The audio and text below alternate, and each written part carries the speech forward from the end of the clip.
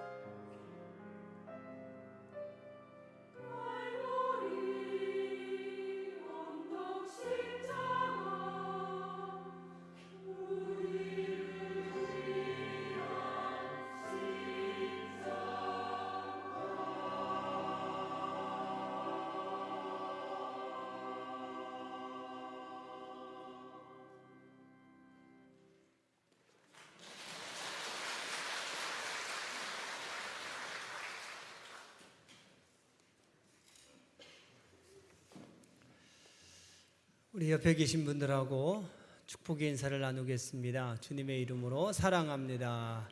주님의 이름으로 축복합니다. 반갑습니다.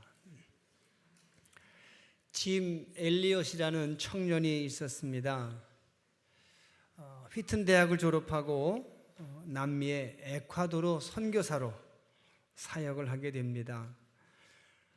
선교사로 사역한 지 4년 만인 1956년 1월 8일에 다른 선교사 동료 4명과 함께 당시 에콰도르에서도 가장 악명이 높고 외부 사람들의 접근이 어려운 아쿠아 부족에게 복음을 전하려다가 그들이 찌른 창에 그만 순교를 당하게 됩니다.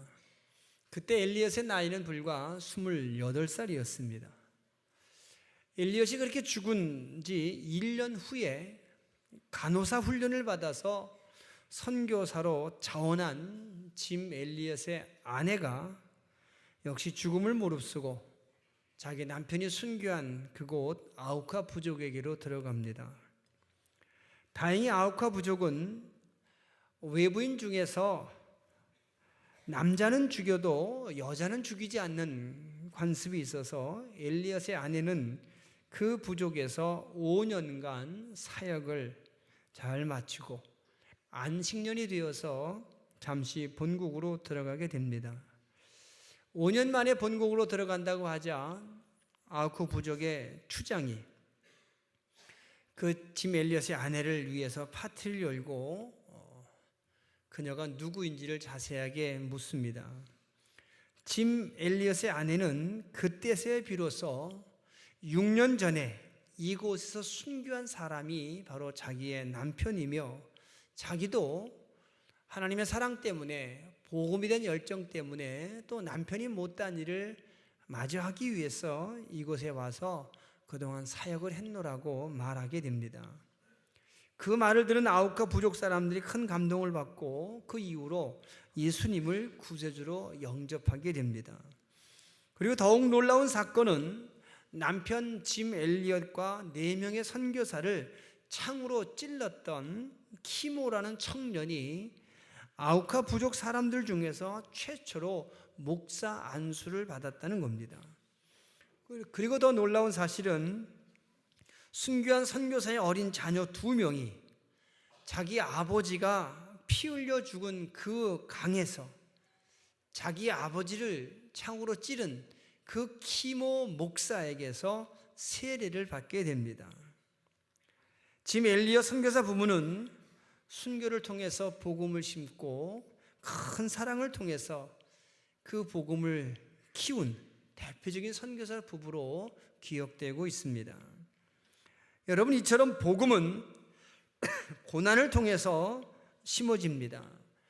그리고 하나님의 나라는 수많은 전도자들의 순교의 피를 통해서 성장하고 만들어집니다. 오늘의 한국교회도 이미 수많은 신앙의 선조들, 신앙의 선배들이 순교의 피를 흘렸기 때문에 오늘의 한국교회로 성장했다는 것을 우리는 잘 알고 있습니다. 오늘은 고난주일입니다. 예수님의 고난을 기억하고 기념하며 그 고난이 우리에게 영원한 생명을 주셨음을 감사하는 날입니다. 이 고난주일에 우리는 예수님의 고난으로 인해서 우리가 영원한 생명을 얻었으며 우리 신앙의 선배들이 고난을 통해서 우리가 예배하고 있는 이 교회가 만들어지고 성장했다는 것을 다시 한번 알고 깨닫고 감사해야 합니다. 이제 이 고난주일에 우리가 반드시 기억하고 확신해야 될 고난에 대한 몇 가지 영적인 원칙과 교훈을 통해서 은혜를 나누고자 합니다. 그 첫 번째는 예수님이 당하신 고난은 하나님의 구원 계획이었다는 사실입니다. 예수님이 힘이 없어서, 운이 없어서 혹은 하나님의 계획이 실패했기 때문에 당한 고난이 아니었습니다. 사람을 구원하시려는 하나님의 계획은 예수님의 고난을 통해서만이 이루어질 수밖에 없었기 때문입니다. 왜냐하면 하나님께서 스스로 정하신 제사법을 완성하시려면 예수님이 고난을 받으셔야만 했기 때문입니다. 구약시대에 사람의 죄를 용서하시고 구원하시는 방법은 동물의 피를 흘리는 제사를 통해서였습니다. 사람 대신에 동물을 죽여서 그 피를 흘림으로 그 죄값을, 사람의 죄값을 동물이 대신하도록 했습니다. 하지만 이런 구약의 제사는 여러 가지 약점이 있었습니다. 매년 똑같은 제사를 반복해야 했습니다. 그리고 동물을 죽여서 자기 죄값을 대신 치르게 한 것에 대해서 사람들이 가슴 아파하거나 크게 죄의식을 느끼지 못했습니다. 시간이 지나면서 그런 제사가 습관적이 되고 형식적이 되었습니다. 더 시간이 지나서 그것이 마치 전통 문화처럼 변질되고 말았습니다. 결국 껍데기만 남은 구약의 제사로는 더 이상 사람의 죄를 용서하실 수가 없었습니다. 때문에 하나님은 새로운 구원의 방법을 주십니다. 사람들에 의해서 변질되거나 독점되지 않는, 시간이 아무리 흘러가도 변질되지 않는 새로운 구원의 방법을 주십니다. 누구든지 마음으로 믿고 입으로 고백하면 죄를 용서받을 수 있는 새로운 구원의 방법을 사람들에게 주셨습니다. 바로 예수님의 십자가의 고난입니다. 누구든지 사람을 위해서 피를 흘리신 예수님의 고난을 믿고 그 이름을 의지하고 죄를 고백하고 진심으로 회개하면 그 죄를 하나님께서 용서해 주시겠다고 약속하신 겁니다. 사람의 죄를 용서하는 새로운 구원의 방법을 주신 겁니다. 히브리서 10장 10절에서 14절까지 말씀을 함께 읽으시기 바랍니다. 이 뜻을 따라 예수 그리스도의 몸을 단번에 들이심으로 말미암아 우리가 거룩함을 얻었노라.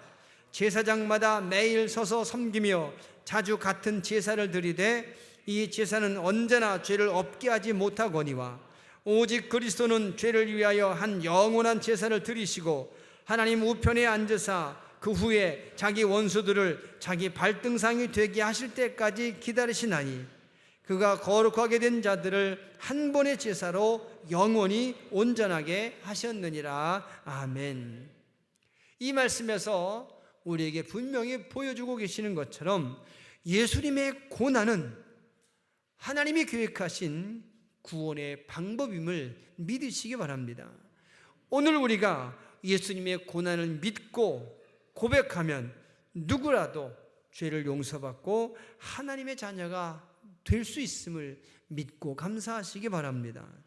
두 번째로 예수님의 고난을 통해서 우리가 배워야 될 영적 교훈은 죽어야 새로운 생명을 얻게 된다는 영적인 원리입니다. 본문 24절의 말씀을 함께 읽겠습니다. 내가 진실로 진실로 너희에게 이르노니 한 알의 밀이 땅에 떨어져 죽지 아니하면 한 알 그대로 있고 죽으면 많은 열매를 맺느니라. 아멘. 죽어야 생명을 얻게 된다는 말은 역설적인 말 같지만 사실은 상식적인 자연의 이치이기도 합니다. 여러분 잘 아시는 것처럼 또 예수님 말씀하신 것처럼 씨앗이 땅 속에 심겨져서 죽어야 거기에서부터 새 싹이 돋아납니다. 나무에 달렸던 나뭇잎도 가을이 되면 죽어서 땅으로 떨어져야 나무가 삽니다. 그리고 봄이 되면 죽어서 떨어진 그 자리에서 새로운 잎이 돋아납니다. 마찬가지입니다. 여러분, 지금의 내가 죽어야 내일의 내가 다시 살 수 있습니다. 지금 죽지 않으면 내일 살아야 될 내가 살 기회가 없습니다. 내 육신의 욕심이 죽어야 약속된 영혼의 삶을 살 수 있습니다. 육신의 욕심을 내가 끝끝내 붙잡고 있으면 예수님이 약속하신 영혼의 삶을, 미래의 삶을 살 수 없게 됩니다. 또한 내가 죽어야 내가 속한 공동체가 삽니다. 내가 죽어야 내가 속한 가정이든 직장이든 지역사회든 그 공동체가 살 수 있습니다. 그래서 예수님은 본문 25절에서 이렇게 말씀합니다. 함께 읽습니다. 자기의 생명을 사랑하는 자는 잃어버릴 것이요 이 세상에서 자기 생명을 미워하는 자는 영생하도록 보존하리라. 아멘. 여러분, 지금 우리 사회가 점점 더 심하게 병들어가는 이유가 나만 살려는 그런 마음 때문입니다. 내가 살기 위해서 남을 죽이려는 마음 때문에 모두가 함께 죽어가고 있습니다. 분명히 이것은 성경적 생각이 아닙니다. 사단의 생각입니다. 사단은 네가 살려면 남을 죽여야 한다라고 끊임없이 우리를 미혹합니다. 그리고 사람들은 이런 사단의 미혹에 빠져서 끊임없이 남을 죽여서 나를 살려고 합니다. 하지만 여러분, 우리는 함께 살아야 합니다. 남을 죽여서 내가 사는 것이 아니라 함께 살려면 예수님처럼 스스로 자기가 자신을 죽여야 합니다. 이것이 예수님의 고난, 예수님의 죽음을 통해서 가르쳐 주시는 함께 사는 하나님의 방법입니다. 로마서 15장 1절과 2절의 말씀을 함께 읽으시기 바랍니다. 믿음이 강한 우리는 마땅히 믿음이 약한 자의 약점을 담당하고 자기를 기쁘게 하지 아니할 것이라. 우리 각 사람이 이웃을 기쁘게 하되 선을 이루고 덕을 세우도록 할지니라. 아멘. 스스로 죽어서 자기를 포함한 모든 이들을 함께 살리는 것, 이것이 영적인 원리이고 이 원리에 따라 살아가는 사람들이 기독교인들입니다.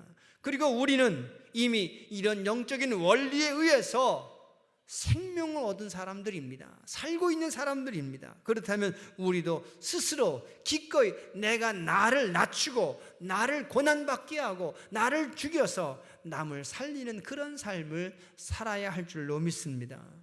사도 바울의 표현대로 예수님이 주신 자유로 기꺼이 다른 사람을 위해서 종로로 탐으로 모두를 살리는 그런 그리스도인의 삶을 살아가시기 바랍니다. 여러분 주변을 돌아보시기 바랍니다. 우리 주변을 돌아보시기 바랍니다. 모두가 자기만 살겠다고 아우성입니다. 자기만 많이 갖고 자기만 높아지겠다고 발버둥입니다. 어찌면 우리도 그들 중에 한 사람일 수 있습니다. 그래서 모두가 어려워지지 않았습니까?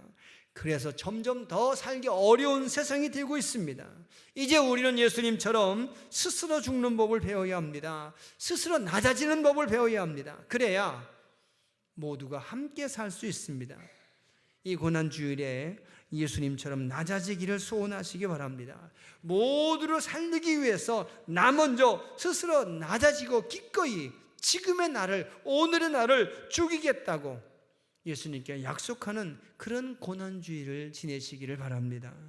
세 번째로 우리가 예수님 고난을 통해서 배워야 될 영적인 원리는 고난의 때에는 기꺼이 고난을 받아들여야 한다는 사실입니다.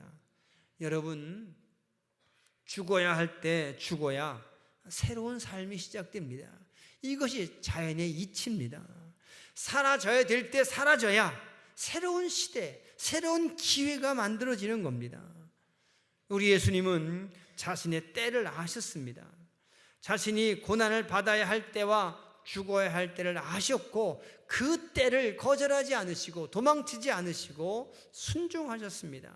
그렇게 하심으로 예수님께서 영광을 받으시고 하나님께도 영광을 돌릴 수가 있었습니다.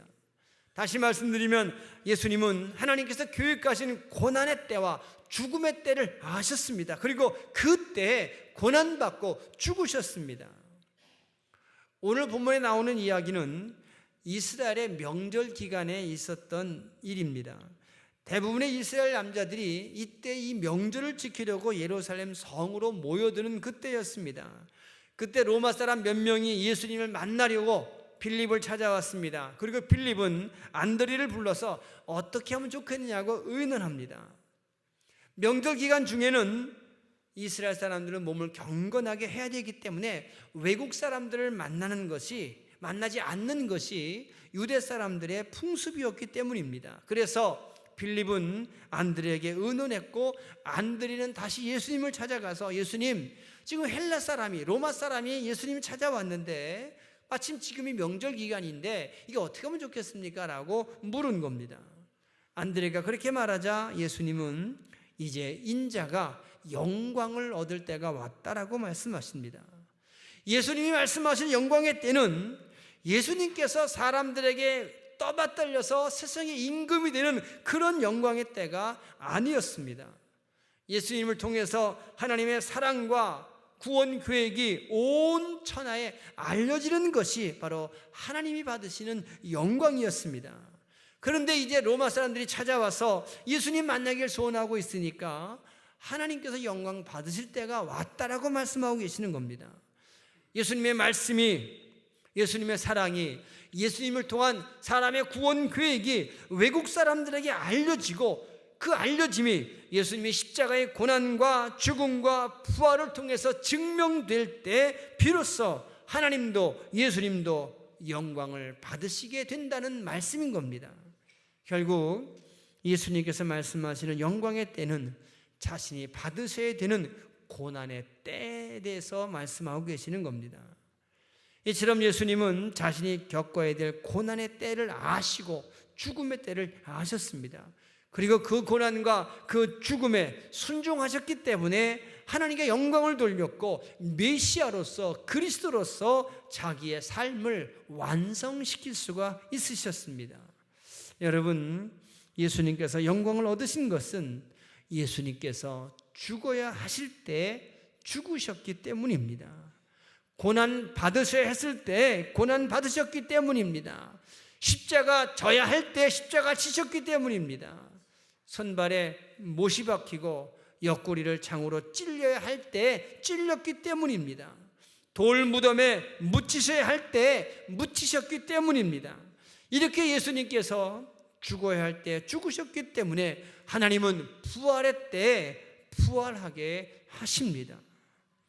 여러분, 죽을 때 죽을 줄 아는 신앙, 고난의 때 고난 받을 줄 아는 신앙, 나를 내주어야 할 때 기꺼이 내줄 줄 아는 신앙만이 하나님께서 계획하신 부활의 때에 참여하게 되고 부활의 영광에 참여하게 된다는 사실을 믿으시기 바랍니다. 이제 여러분, 우리의 모습을 돌아보시기 바랍니다. 예수님의 제자라고 말하는 우리들의 모습은 어떠한가를 스스로 돌아보시기 바랍니다. 과연 오늘 내가 죽어야 할 때 죽고 있는지, 예수 믿는 사람으로서 기꺼이 고난받아야 될 때 고난받고 있는지, 예수 믿는 사람으로서 기꺼이 불편을 내가 선택하고 있는지 한번 돌아보시기 바랍니다. 물론 죽는 것 좋아하고 고난받는 것 좋아하는 사람 하나도 없습니다. 고난은 힘들고 어렵습니다. 싫은 겁니다.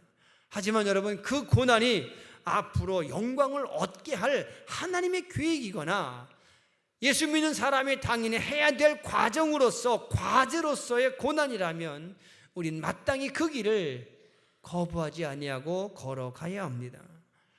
많은 사람들이 말합니다. 고난은 재앙이라고 말합니다. 평안과 행복만이 축복이라고 생각합니다. 그래서 많은 사람들이 기도할 때마다 평안을 위해서 기도하고 행복을 위해서 기도하고 건강하기만을 위해서 기도합니다. 고난 달라고 기도하는 사람은 없습니다. 하지만 여러분, 하나님이 계획하신 고난이라면, 예수 믿는 사람들이 마땅히 선택해야 될 고난이라면 그때는 고난 앞에서 우리가 해야 될 기도가 달라져야 됩니다. 부활을 위한 죽음이라면 그 죽음에서 도망가는 기도에서는 안 됩니다. 고난을 피하는 것만이 축복이 아니라 고난의 때에 고난을 받음으로 영광에 참여하는 것 또한 하나님의 크신 축복을 받는 것임을 우린 알아야 합니다. 여러분, 하나님이 계획하신 고난이라면 피할 길이 없습니다. 하나님이 계획하신 고난이라면 그 고난을 통해서 주시려는 아픔을 온몸으로 겪어서 충분히 아파하고 그 아픔 속에서 하나님의 음성을 듣고 하나님의 계획을 이루는 것, 이것이 최선임을 우린 분명히 받아들여야 합니다. 예수님께서 십자가에 달리시기 전날 밤에 겟세마네 동산에서 기도하셨습니다. 그 기도의 모습을 마태복음 26장 38절 이하에서 이렇게 기록하고 있습니다. 함께 읽겠습니다. 이에 말씀하시되 내 마음이 매우 고민하여 죽게 되었으니 너희는 여기 머물러 나와 함께 깨어 있으라 하시고 조금 나아가사 얼굴을 땅에 대시고 엎드려 기도하여 이르시되 내 아버지여, 만일 할만하시거든 이 잔을 내게서 지나가게 하옵소서. 그러나 나의 원대로 마옵시고 아버지의 원대로 하옵소서. 아멘. 이 말씀에서 보시는 것처럼 예수님도 고난을 받아들이는 것 결코 쉽지 않으셨습니다. 할 수만 있으면 피하게 해달라고 기도하셨습니다. 그러나 피할 수 없는 하나님의 계획이었기에, 거절할 수 없는 하나님의 구원 계획이심을 아셨기 때문에 그 고난을 받아들이십니다. 여러분, 하나님께서 계획하신 고난이라면 그 고난 속에는 하나님의 음성이 들어 있습니다. 하나님이 계획하신 고난이라면 그 고난 속엔 반드시 하나님께서 계획하신 또 다른 기회, 또 다른 방법, 또 다른 축복이 있음을 우리는 믿어야 합니다. 여러분 아시는 것처럼 사도 바울은 평생을 고난과 함께 사역한 사역자입니다. 오늘 우리가 상상도 할 수 없을 만큼의 큰 고난 속에서 사역을 해온 사람이 바울입니다. 사도 바울은 그 몸에 아주 고약한 병이 있어서 그 병 때문에 얼마나 큰 고생을 했는지 모릅니다. 하지만 그 병 때문에 당하는 육신적인 아픔도 견딜 수 없었지만 더 아픈 것은 사도 바울을 향한 사람들의 조롱과 손가락질이었습니다. 남의 병을 고쳐주는 그런 사람이 자기의 병은 고치지 못한다고 손가락질하는 사람들의 조롱과 비난이 그를 더욱더 아프게 한 겁니다. 뿐만 아니라 사도 바울은 그 외모가 너무너무 작고 못생겨서 사람들의 큰 놀림거리가 되었다고 합니다. 얼마나 못생겼는지 역사학자들은 그의 외모를 기록할 만큼 그의 외모는 초라했다고 합니다. 그래서 바울은 하나님께 간절하게 3번씩이나 기도합니다. 그 육신의 질병으로부터, 사람들의 조롱으로부터 사역하는 데 큰 방해가 되고 장애가 되는 그런 자기 육신적인 약점이 극복되도록 3번씩이나 기도합니다. 하지만 하나님은 그 바울의 기도를 들으시고 거절로 응답하십니다.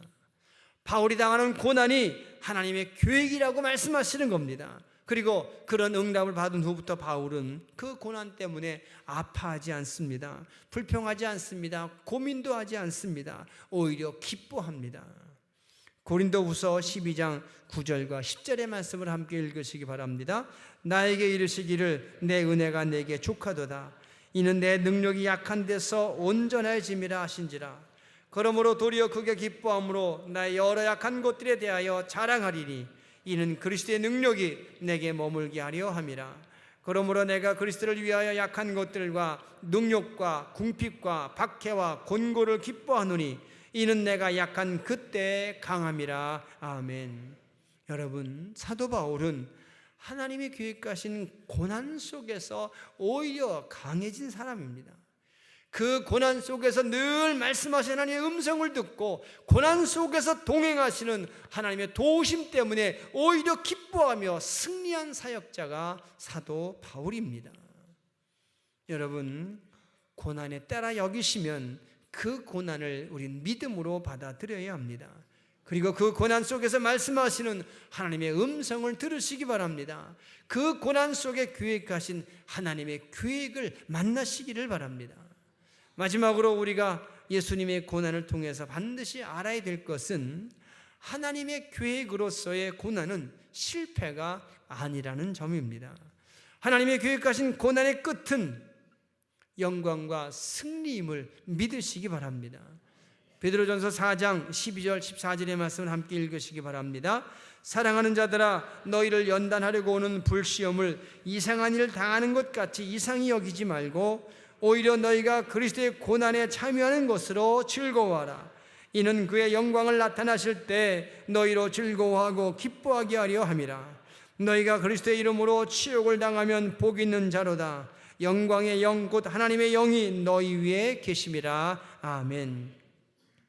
여러분, 처음 말씀드린 것처럼 예수님의 고난은 하나님의 구원 계획입니다. 때문에 예수님의 고난은 실패가 아닙니다. 마찬가지로 믿는 사람들이 스스로 선택한 그 고난은, 그 모든 종류의 고난은 결코 실패로 끝나지 않는다는 사실을 믿으시기 바랍니다. 기독교인으로서 예수님 때문에 선택하는 모든 종류의 고난은 나를 초라하게 만드는 실패가 아님을 믿으시기 바랍니다. 예수님께서 십자가 위에서 사람을 구원하신 것처럼 실패가 아니라 승리입니다. 사도 바울이 그 고난 속에서 교회를 세운 것처럼 실패가 아니라 승리입니다. 우리 신앙의 선조들이 고난 속에서 오늘의 한국교회를 만든 것처럼 실패가 아니라 승리임을 믿으시기 바랍니다. 사랑하는 성도 여러분, 예수님의 고난은 우리를 구원하시는 하나님의 계획이셨음을 믿으시기 바랍니다. 고난으로 승리하는 영적인 원리를 몸으로 사는 여러분 되시기 바랍니다. 죽음으로 생명을 얻게 하는 영적인 원리를 몸으로 살아서 여러분 주변의 모든 사람들을 살리는 하나님의 사람이 되시길 바랍니다. 고난의 때에는 기꺼이 고난을 받아들이므로 고난 속에서 말씀하시는 하나님의 음성을 듣고 하나님의 계획을 만나며 살아가시기 바랍니다. 고난은 실패가 아니라 승리임을 믿고 그 고난 앞에서 숨거나 도망치지 않는 하나님의 사람들 되시기를 우리 주님의 이름으로 부탁을 드리겠습니다. 우리 합심해서 함께 기도하겠습니다. 하나님, 예수님의 고난의 의미와 능력을 깨닫고 그 고난의 삶을 살게 하여 주옵소서. 고난으로 사람을 살리는 영적인 원리를 깨닫고 나도 고난에 참여함으로 내 주변의 사람들을 살리는 하나님의 사람이 되기를 원합니다. 함께 기도하겠습니다. 사랑이 많으신 아버지 하나님 고맙습니다. 고난주일 예배를 드리면서 고난의 의미와 능력을 깨닫습니다. 이제 우리도 고난의 삶을 살아가게 하시옵소서. 고난을 통해서 승리하게 하신 하나님의 은혜를 깨닫고 예수 믿는 사람으로서 당해야 될 고난을 기꺼이 선택하며 그 고난 속에서 말씀하시는 주의 음성과 그 고난 속에서 만날 수 있는 하나님의 교육을 만남으로 늘 사람을 살리는 삶을 살아가게 하시고 주변을 살리는 사람이 되게 하시고 모두를 살리는 예수님 같은 삶을 살아가는 하나님의 사람들 되게 하여 주시옵소서. 예수님 이름으로 기도합니다. 아멘. 하나님 감사합니다. 오늘 고난주일입니다. 예수님의 당하신 고난의 의미와 능력을 깨닫게 하시옵소서. 우리 또한 예수님의 고난에 참여함으로 하나님, 우리가 속한 모든 공동체를 살리는 사람 되게 하시고 많은 사람들에게 소망을 주는 삶을 살게 하게 하시고 우리 또한 고난을 통해서 듣는 하나님의 음성과 고난을 통해 만나는 하나님의 계획을 방법을 만나는 하나님의 사람들 되게 하여 주시옵소서. 예수님의 이름으로 감사하며 기도합니다. 아멘.